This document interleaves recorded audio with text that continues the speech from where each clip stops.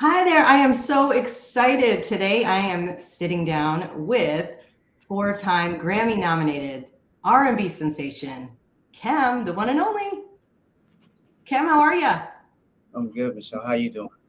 I am doing great. I'm so excited because we are celebrating your brand new memoir that's out, Share My Life. How does it feel to have the book out into the world? Hey, look, it's incredible. It's incredible. We've been, making the rounds. I'm still in New York. We've been making the rounds. Good Morning America, Tamron Hall, Al Sharpton, Sirius XM. And the love it's just been tremendous. That I feel like we've done a lot of good work this week, sharing excerpts from the book and getting people more familiar with my story. So it's been really, really, really cool. And I'm happy to see you. Yeah, good to Thank see you. I'm you. happy to see you too. I have to give a shout out because I loved the Good Morning America piece, the segment, and your mom was with you. How wonderful was that? That it was incredible. It was her birthday. Her birthday was on Monday. So she got to do her birthday on Good Morning America, and hanging out with Robin Roberts and George Stephanopoulos and Rob Yes. Lowe. Rob Lowe is in the hallways, and it was very, very, very cool. Yeah. I know she was enjoying every minute. Yes, I saw. I was like, "Oh, it's mom's birthday! What a great way to spend with wonderful people and to be able to celebrate this book." And I wanted to ask because she is, you share stories throughout the book. How does mom feel about it? My mom is also transparent. She's very transparent, and we have kind of grown up in a way, emotionally and spiritually in recovery circles, and done a lot of work to heal and transform our lives. So we're used to using our experiences to try to uplift and encourage other people. So she's cool. I still feel some kind of way when I'm talking about her, especially when she's sitting in the room. You know what I'm Yeah, saying? She's sitting yeah, in the I'm room, sure. her business. But she's cool. She's cool. That's awesome. And I wanted to ask you, so how does it feel? I mean, just think about it. Would you have ever have dreamed that a number one song that you have out years later is now the title of a memoir? It's the perfect title for the memoir, and we went through a bunch of names, and what better choice than Share My Life, which really speaks to, musically is it's one thing, and then in the book it's so much broader, and there's so much to expand and expound on. So it's the perfect title. It is a perfect. I know it worked out just like that. Yeah. For anyone that has, I feel spoiled. I had the chance. I mean, I got an advance copy. Had a chance to interview you for Ask Us Beauty magazine that's coming out next month. We got to feature you. But can you share a little bit of an overview for anyone who hasn't had the chance to get their copy yet? Share My Life is a book that, uh, if you've been following me and my career, I've shared my story from the stage and in different interviews over the years and bits and pieces. But the book really leans into my journey from my beginnings in Nashville to where we are now, or up until the point where I met my wife. And this journey has been tremendous. It's been made up of tragedy and triumph. I talk about my struggles with addiction, homelessness. I talk about depression, mental illness, mental wellness. There's so many topics throughout the book that I think will resonate with folks. And it's not a self help book proper. Hmm. But my hope is that there are some jewels that will help others transform their lives. So it's really, I wrote this book. It's really an act of service. It definitely is. I think you nailed that one. And I think we talked about this before, but one of the things that really stood out to me, obviously, was your perseverance and your humility, which is something we don't see a lot anymore. People are so quick to kind of show one side of themselves. Yeah. You've been open with your music. You're open in the book. Where do you think that stems from? That you're just comfortable being able to share your life?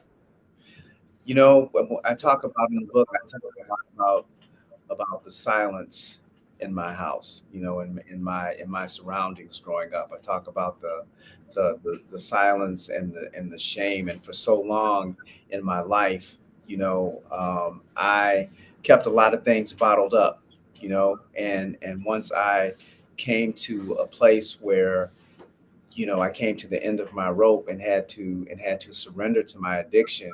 Part of that release and part of that freedom came in finally being able to, you know, to speak my truth, finally being able to put words to the emotions and to the issues and the you know, and the dysfunction in my life, and start to really begin to work through those things. I didn't have to keep it all to myself.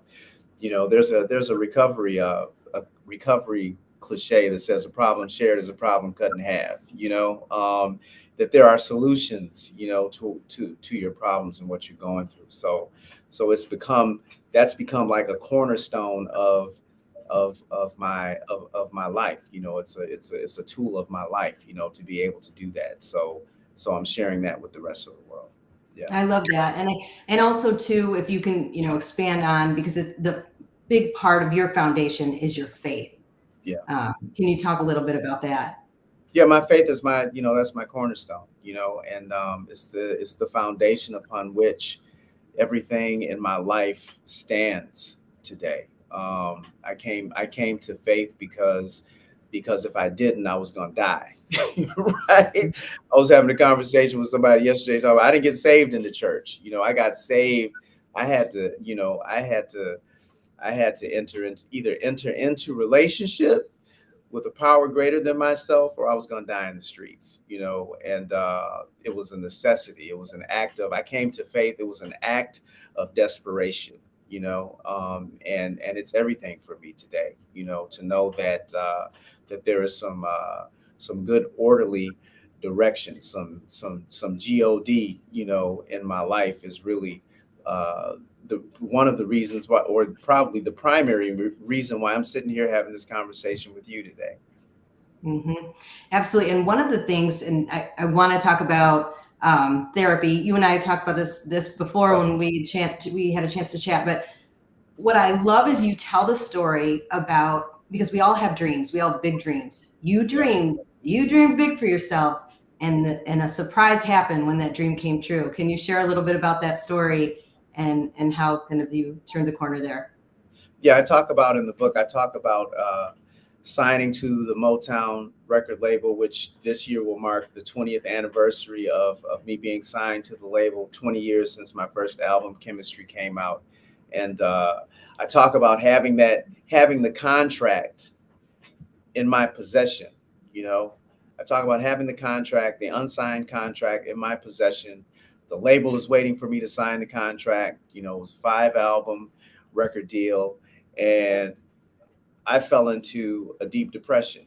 You know, I suffered a panic attack. I didn't know what it was, so I went to the emergency room looking. You know, I'm wondering if I had, you know, did I have a stroke? Like I'm pacing back and forth, heart palpitations, unable to focus.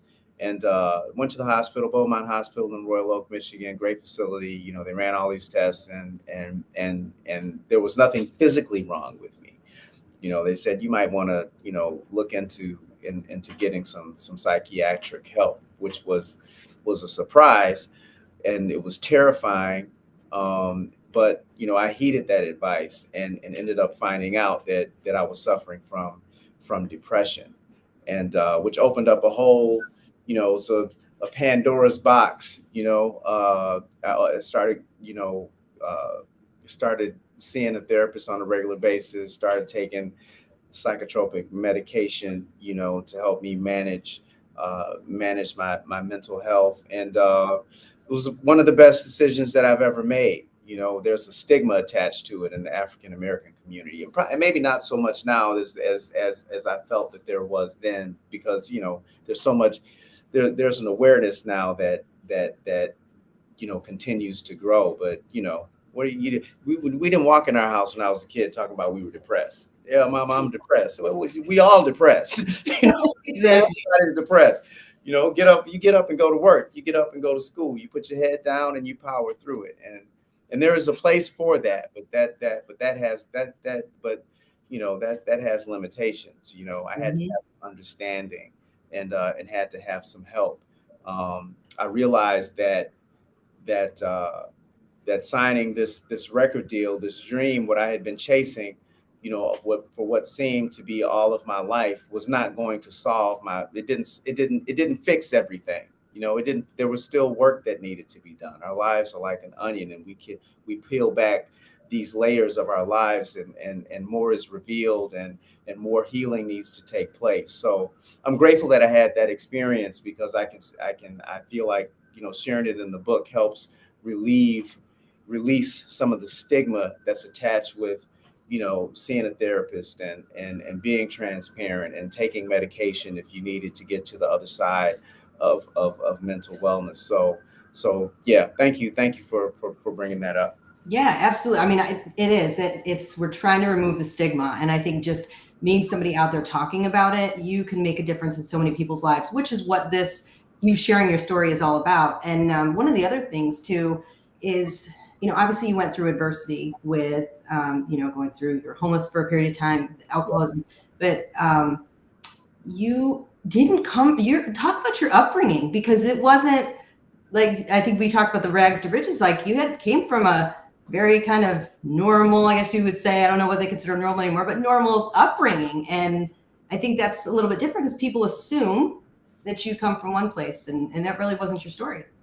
Yeah, we my parents were, my dad graduated from Tennessee State. My mom's a soldier, right? My mom had me when she was 17 years old. She was in high school. She finished high school and went on to college. Was determined to work and get her education. She saw her education as her freedom. We moved to Michigan. She finished her collegiate career at Wayne State University.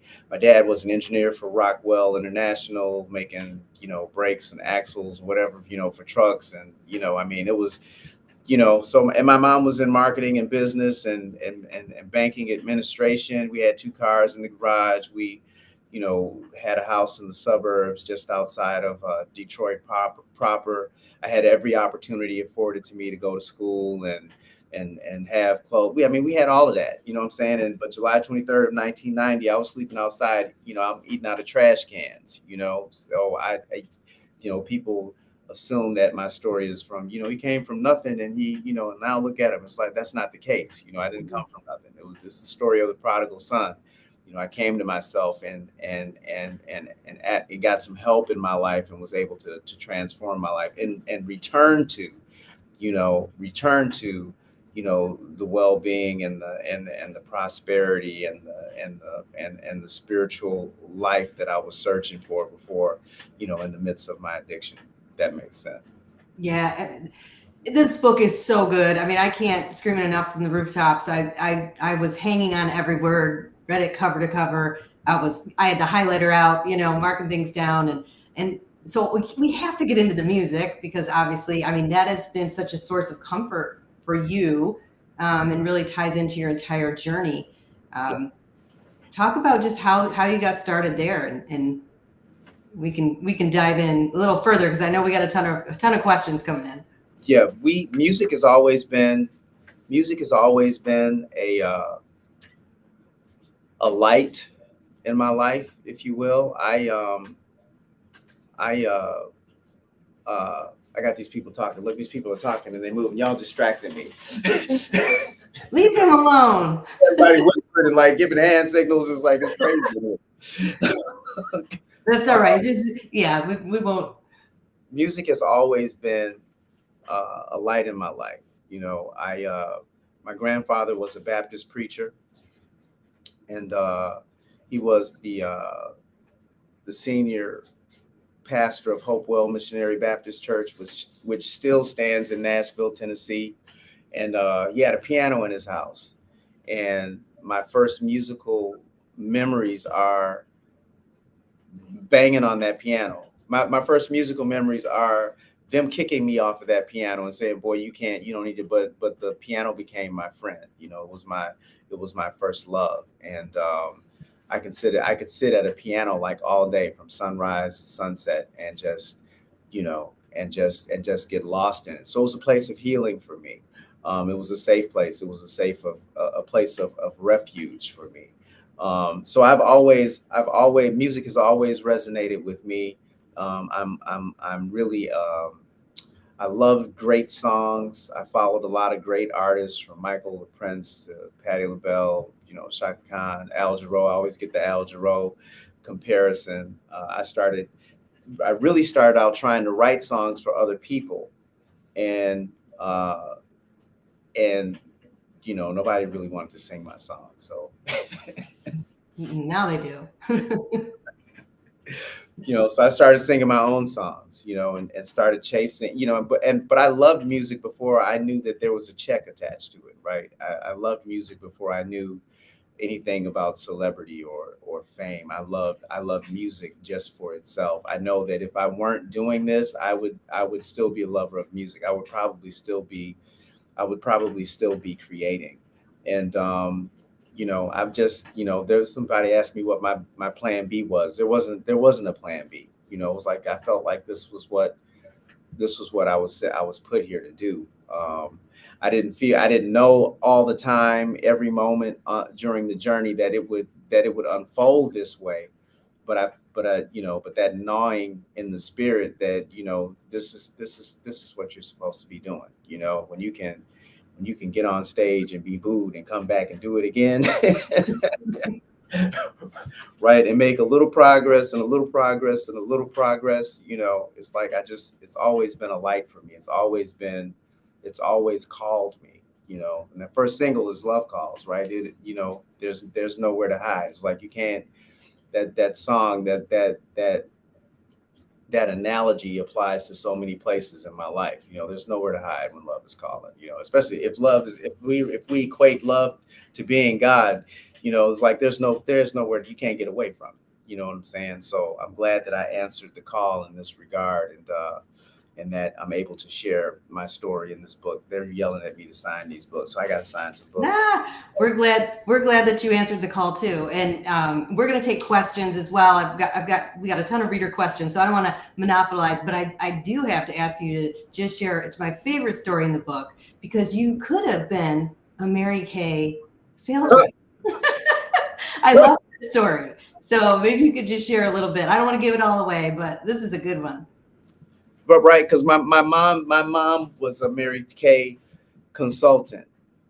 She was not a consultant. She was a director. She had a car and everything. So she was real serious. She was going down to Dallas, and she did seminars or their convention, their annual thing, and Mary Kay was actually there. You know what I mean? She was in it like that, and I was working at the time. I was working at as a customer service rep for Levalor Blinds at a place called American Blind and Wallpaper Factory.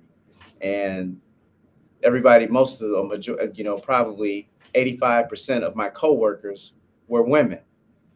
And I'm from Detroit. I'm a hustler, so I wasn't selling Mary Kay. I wasn't trying to get the car.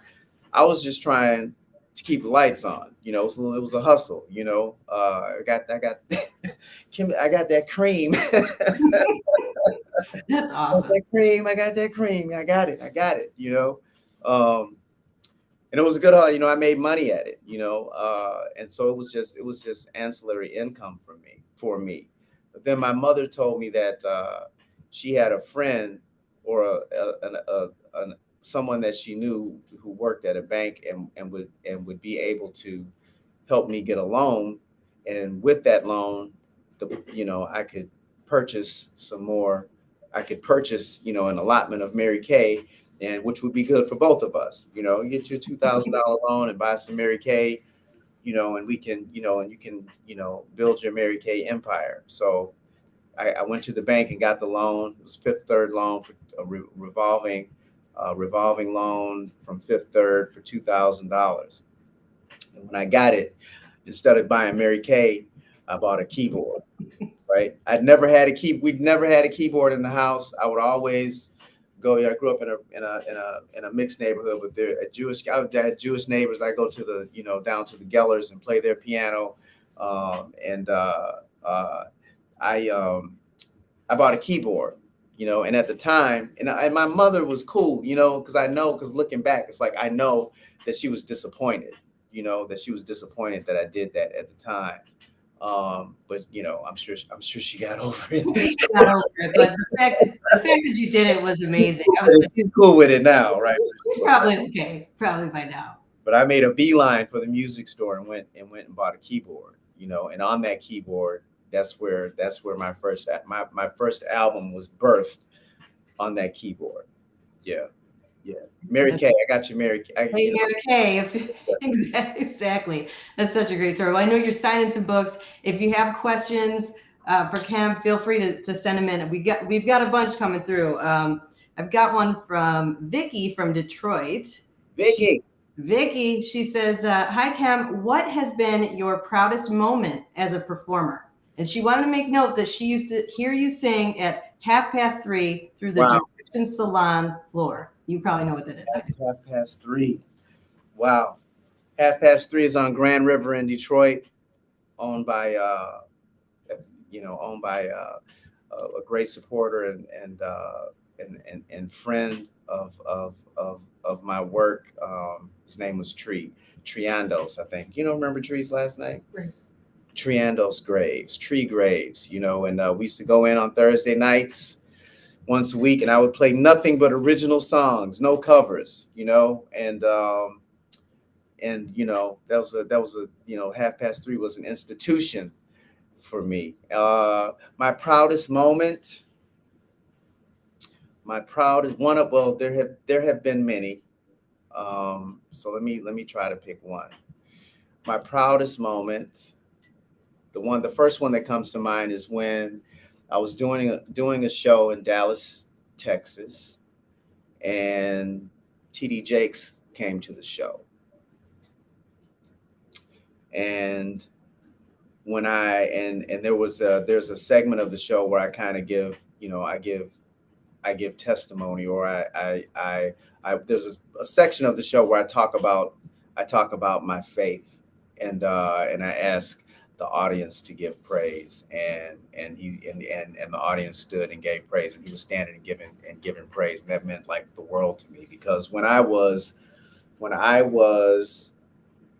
signed the record deal, and the story about signing the record deal, and I got depressed and I was in my darkness, one of the things, and I was seeing a therapist, and I was taking medication, but I was also listening to one of his cassette tapes.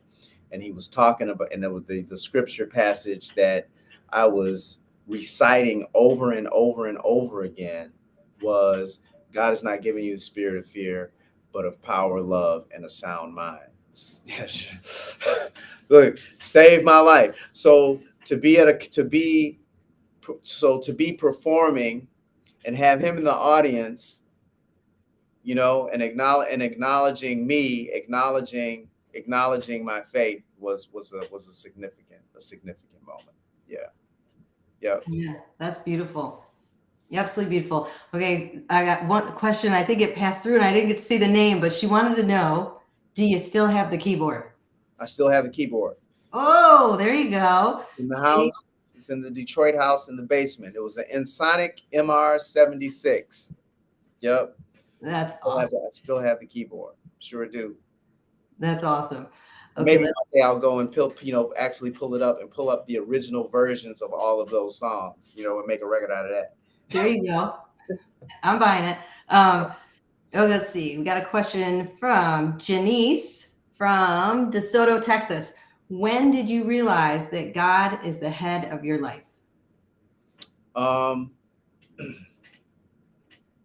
When did I realize my life began to transform? On July 23rd of 1990, when I got sober, right? And the faith walk is not one. The faith walk is not one where you arrive. It has been a step-by-step progress, not perfection, journey for me. I have to, that's a realization that I have to be intentional about embracing, every day. And I think I've gotten it. I think that my faith has infested me to the point to where there's always an underlying current of the presence, the consciousness of God. Whether I'm doing the right thing or the wrong thing, I'm conscious of it, and I think that that's what I continue to try to cultivate. That's what I can. It's an ongoing process. Okay. And I got a question. Well, I like this question. I know that reading the book, well, I won't give too much out on the book. You guys got to go buy the book. And a couple of people asked where they can get it.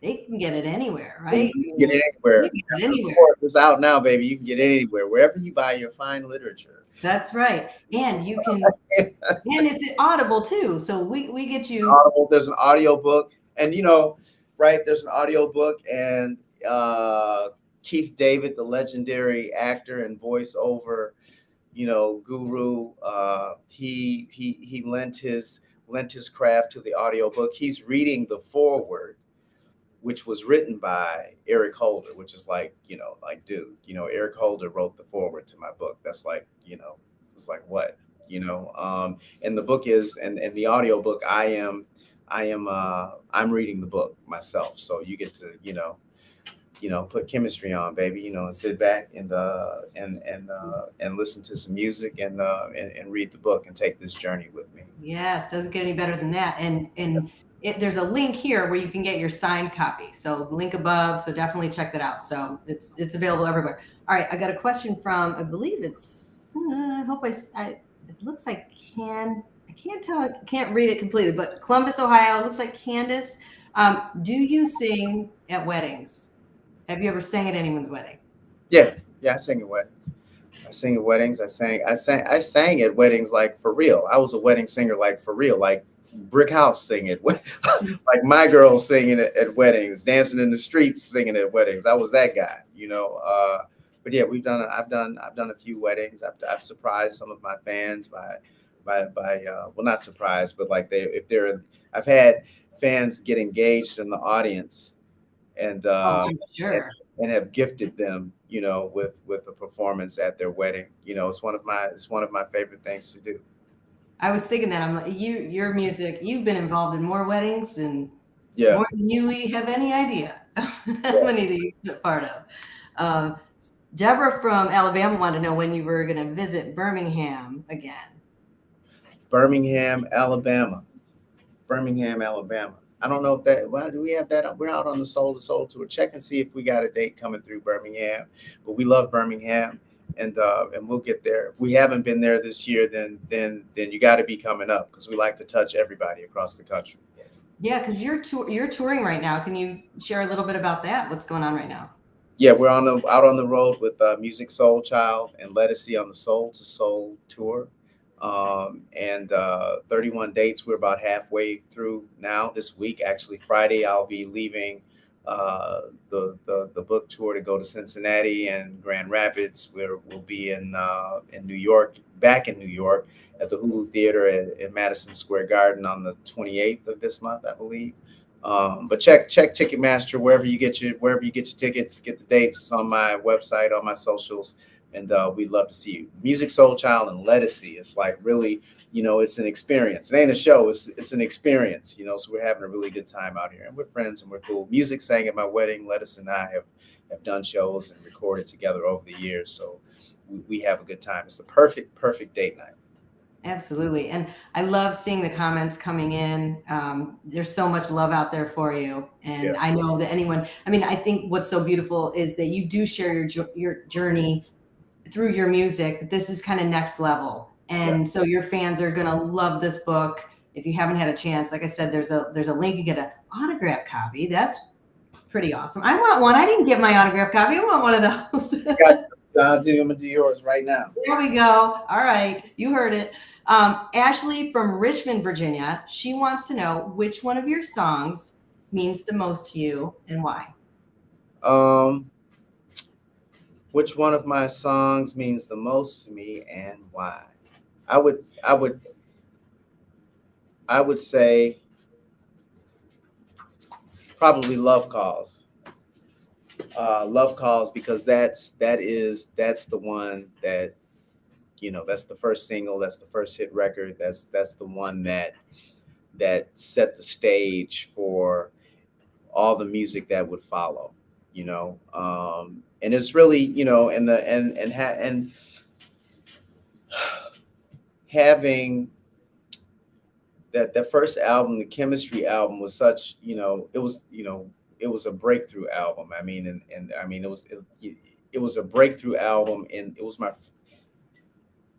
was a breakthrough album in that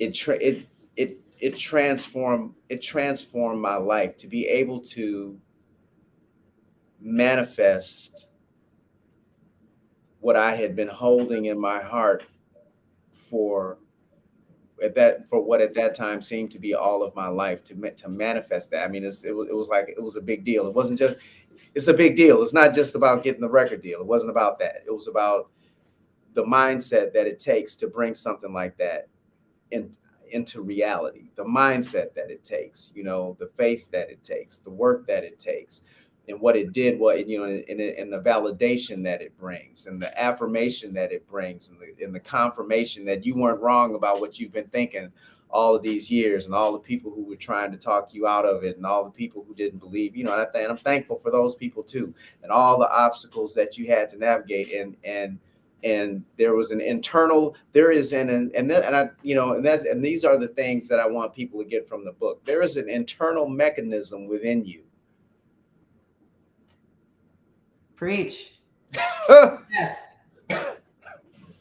You can send your donations to Chemistry, P.O. Box 904, right? Yes. I mean, but it shines through in the book. I mean, those are things that stuck out to me. I mean, the perseverance, but I mean, you have to have that you got to have that, Yeah. Whatever that is, that's going to keep you, God, faith, and whatever, push it forward. There is an internal mechanism within you, and our job is like clearing out all the noise, right? Or navigate, or figuring out how to navigate through all the noise to get to where it is that God is trying to take you to. Yes. And there's a lot of noise. There's a lot of noise. A lot of noise. For every idea that I have that I'm pretty sure I can do, there's 6 voices in my head telling me, "Nah, dude, you can't do that. You're not gonna write a book. Nobody's gonna buy your book. Nobody cares about it. Nobody cares about you." Every day, it's like that. But what it does is it lets me know that I'm moving in the right direction. Speaking of that, I want to ask that because I hadn't had a chance to ask that. What was this process like? Because it had to be, I mean, obviously extremely cathartic. I mean, you're rolling back memories from the early days on. What did that look like? It wasn't, I mean, I've been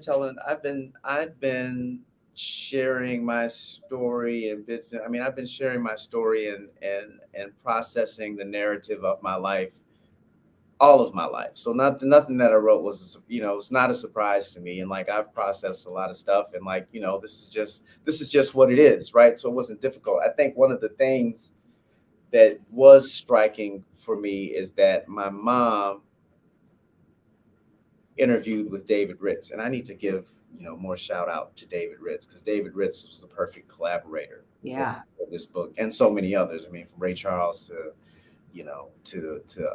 Little Jimmy Scott and Marvin Gaye and Willie Nelson, B.B. King and Lenny Kravitz, and on and on and on and on. He was a perfect partner for this.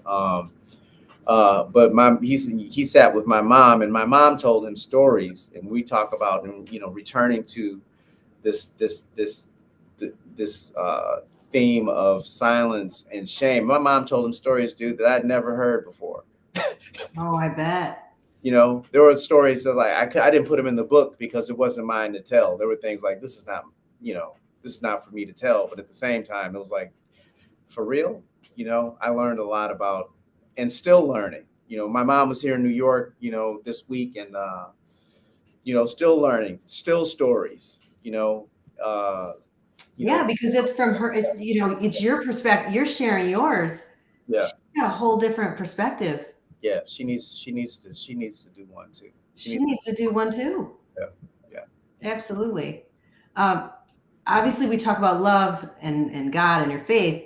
Your beautiful love of your life, your wife. And so a question came in from Tracy, Roseville, Michigan. She asks, how did you know your wife Erica was the one? And she said, great couple, by the way. Thank you, thank you. I knew because I met my well, I'm giving away the book. But I met my wife at a show in in uh, in Atlanta. She bought a VIP ticket and she came to a meet and greet, and we kept in contact from that meet. She made an impress. There was something, and I call it divine because there were so many that had never happened to me before. That I met someone out on the road that made me go, I need to try to stay in touch with this person. And that was different. That in itself was very different from for me. I've never been the artist who sent somebody out in the audience and, yeah, I'd like to see her or bring her back here, or tried to use my celebrity to seduce someone. I've not. I'm not that guy. So for me to try to keep in contact with her after was very different. Um, and then after talking to her, and our initial conversations were just through social media, and then text message. It was text messaging, and then I went down to see her on New Year's Eve of, I think, 2015. It was our first date. And there were just so many coincidences, and I talk about it in depth in the book. There was just the way that it lined up, the way that it transpired. It was just like, dude, this, Yeah, yeah, it ain't absolutely. her, who, right? Well, you share it beautifully in the book, and again, anybody tuning in, make sure you get this. You got to pick this book up. I mean, I think it's there's so many great takeaways, and that being one. I mean, it is a beautiful love story, and you're very open about past relationships, which again, I think not everybody is that transparent, but it just makes it even sweeter when you get to that, to that final love. So beautiful. We got a question from, let's see, Andrew from Chicago. What was the most amazing or unexpected encounter you've ever had with another artist? The most unexpected encounter with another artist, uh, that would be on the Tom Joyner cruise in the early 2000s or the mid 2000s. I don't remember the year. I am I am Tom Joyner. That he's been a champion of he's been a champion of Black music forever, and really a champion for my music, and a good friend. And he invited us to perform on the Fantastic Voyage. And he worked us to death, though. He got us on the first year because we did two shows for we did two shows a night on the boat for 6 days. But during that time, one of the shows, um, one of the shows, Shaka Khan came to the show, Woo. and she sat front and center. And there's a song, my song, "Find Your Way." There's a call and response in that song, which I say, "How did you find your way?" And the audience says, "Back in my life." And when I did that on this night, when she was there, when I put the microphone to the audience, you could hear Shaka Khan over everybody in the house. And she came up on stage and sat in on my set. Wow. I'm rocking with Shaka Khan. And there have been many stories. I recorded a song called "Jesus" for my Christmas album, and I had to go to Philadelphia to record Patti LaBelle. And I was working with the producer Rex Rideout at the time, who has extensive experience working with artists and recording vocals. I was just going to sit in the room, and he was going to be leading the session, recording and producing Patti LaBelle's vocal on this record. And the label wouldn't let him come to the session. And I had to produce Patti LaBelle's record. Wow. I had to produce her vocal, right? It's like, how do you produce a vocal on how do you produce a vocal on Patti LaBelle? You know what I'm saying? And Patti came into the studio, Philadelphia. She had on a burnt orange cape, the baddest sunglasses I've ever seen in my life. Her hair was whipped, and she had a bag of chicken, sweet potato pie, potato salad, right? She fed me and then sang to me, and then she left. And when she left, I was in the studio by myself trying to get because we were on deadline. I was trying to get the record done. When she left, she sent more food back: lobster, macaroni, and cheese. Enough food for 30 people, and it was just me in the room. So, but Patti has always been gracious to me. There's story after story after story. I've been really blessed to be able to work with some of my, some of our legends. They're legends. Yeah. So yeah, really. Yeah. Is one of the questions that came up, someone asked, and I again apologize I didn't get the name because you got people commenting all over the place. Is there anyone that that you have yet to collaborate with that you want to? Sade. Oh, yes. One of y'all. I heard she's putting out another. Is that true? Did you hear that too? Putting out another record? That's I heard what I've been hearing that a long time. But whatever she's doing, I want to be on it. Yes, I'm buying it. Yeah, and I'm buying it. We all are. Go out on the road with her. I'll open up with Sade. I could see that. Oh, that would be good. Everyone's commenting like, yeah, that would be great. I'll call her. Tell her. Yeah. Hey, if you're listening, if you're watching, we're putting it out in the universe. How about that? There you go. It's out there. It's out there. We got a question from, I think it's kind of hard to see these names. Shandice from Illinois. What brings you joy and internal peace? Oh, that's a beautiful question. My kids bring me joy. And knowing that my kids are cool gives me peace. Yeah. Absolutely. Okay, let's see. After you finished writing the last word of this book, and this is from Nafisa from Texas. After you finished writing the last word of this book, how did you feel? I cried the last word in this book.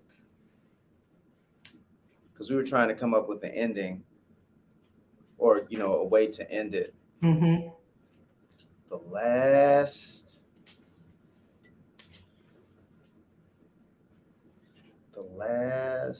line of this book.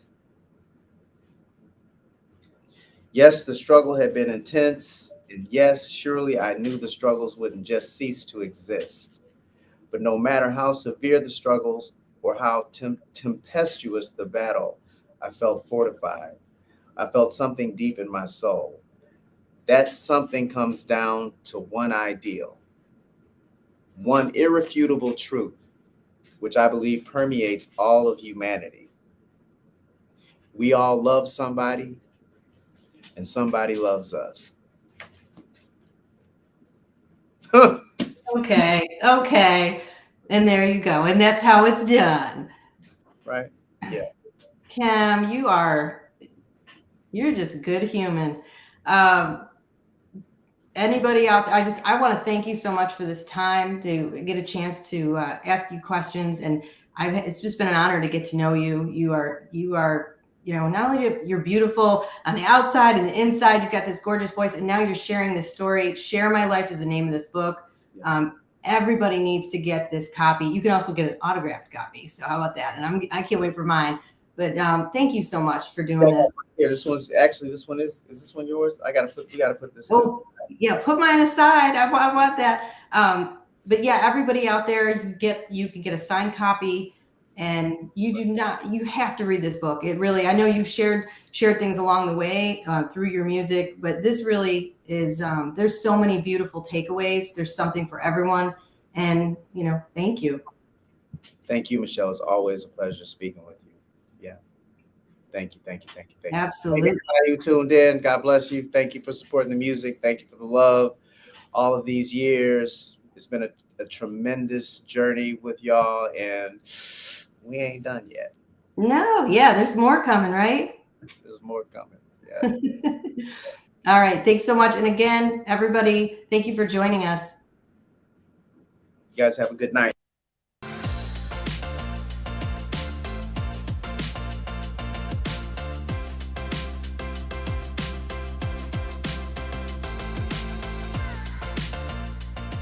Hey, this is John Acuff, New York Times best-selling author of 7 books and someone who's done a live signing. If you like the one you just watched, make sure you check out our YouTube channel. It's full of amazing authors having great conversations and signing books for viewers just like you. So make sure you subscribe, and thanks.